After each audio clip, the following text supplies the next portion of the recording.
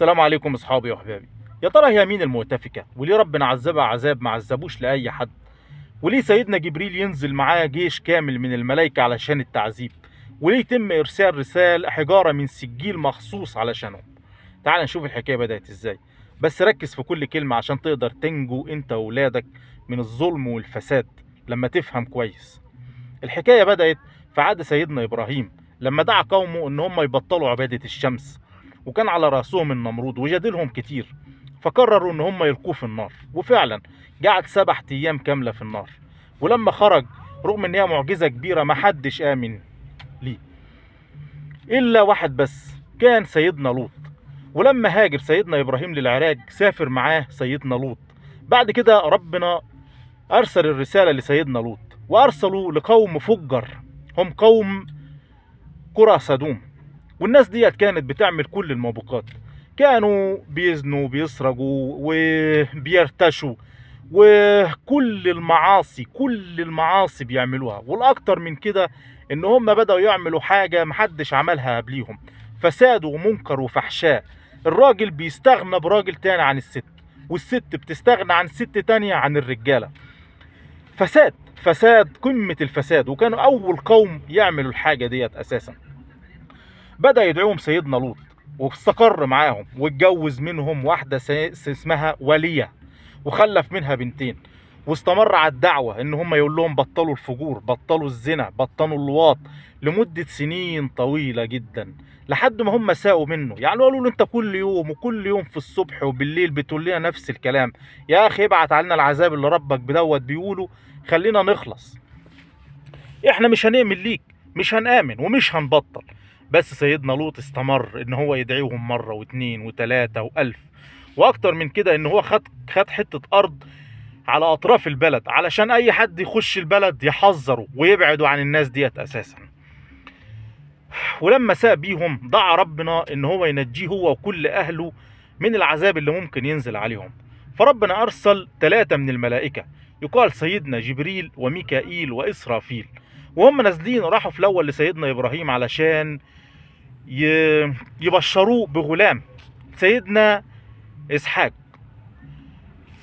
بعد كده قالوا له احنا هننزل على القرية ديت اساسا عذاب ما نزلش على اي حد. فسيدنا ابراهيم اتخض، قال لهم لا ده فيهم سيدنا لوط. فقالوا له احنا اعلم باللي فيها، احنا عارفين مين اللي موجود فيها. وتوجهوا لقرى سدوم.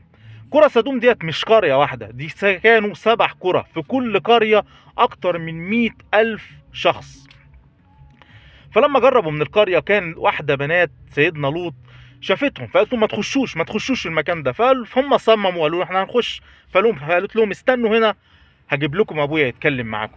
فطلعت تجري على ابوهم قالت له في 3 رجاله في منتهى الجمال، عمري ما شفت حد زيهم، في منتهى الجمال والحسن، عاوزين يدخلوا القريه. فسيدنا لوط طلع يجري قال لهم ارجعوا، ما تخشوش المكان دوت، بلاش، ده هنا في كذا وكذا وكذا. فقالوا له احنا غرب عابري سبيل وكده كده هنبات في القريه دي. فسيدنا لوط مش عارف يعمل ايه، لو سابهم هيروح لحد تاني هيعمل معاه الفحشاء. فخدهم وهو بيتلفت خايف يمين وشمال ودخلهم بيته، ويقال ان محدش شافهم اساسا. بس مرات سيدنا لوط، هنا المنبع، مرات سيدنا لوط هي ما كانتش بتعمل الفحشاء زي ما كانوا بيعملوا اهل القريه او اهل قريتها، بس كانت راضيه عنده، كانت راضيه. فطلعت تجري على اهل القريه وقالت لهم ده في 3 رجاله في منتهى الحسن والجمال، عمري ما شفت حد زيهم في حياتي موجودين عند لوط.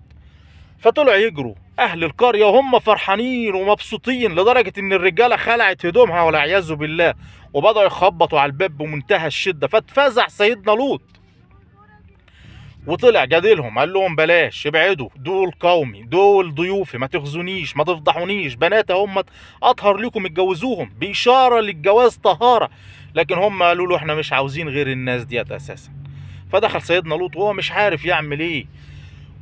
بس الغريب ان هو لما دخل لقى ال3 في منتهى الهدوء، رغم الخبط والضرب والشتيمه والكلام وكل حاجه ديت اساسا كانوا في منتهى الهدوء.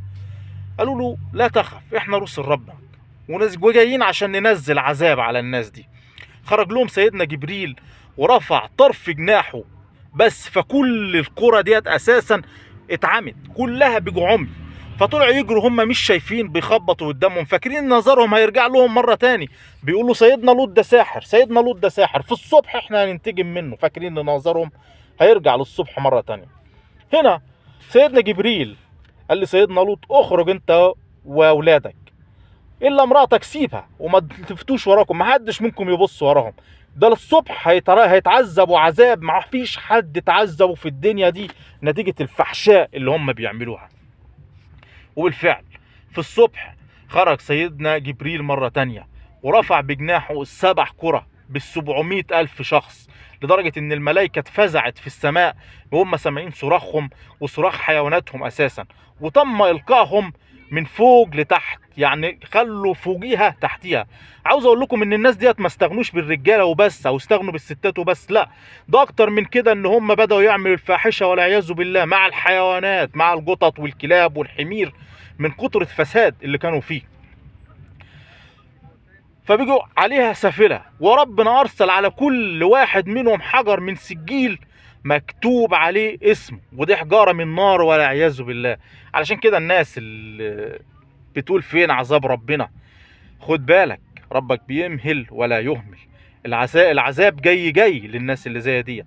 الفساد والزنا والشذوذ واللواط اللي بدأ ينتشر دوت أساسا، كل دوت اساسا ربنا هيحاسب عليه. خد بالك انت من اولادك، خد بالك من الكرتون اللي بيشوفوه اللي فيه رسائل واضحه وصريحه للهباب والجرف ده، خد بالك من الموبايل اللي فيه ابنك او بنتك. حافظ انت على نفسك وحافظ على بنتك، ومالكش دعوه انت بالعذاب ده هيجي منين، او ما تقولش ماليش دعوه باي حد. حافظ على بيتك وسيب الباقي على الله. السلام عليكم اصحابي وحبايبي.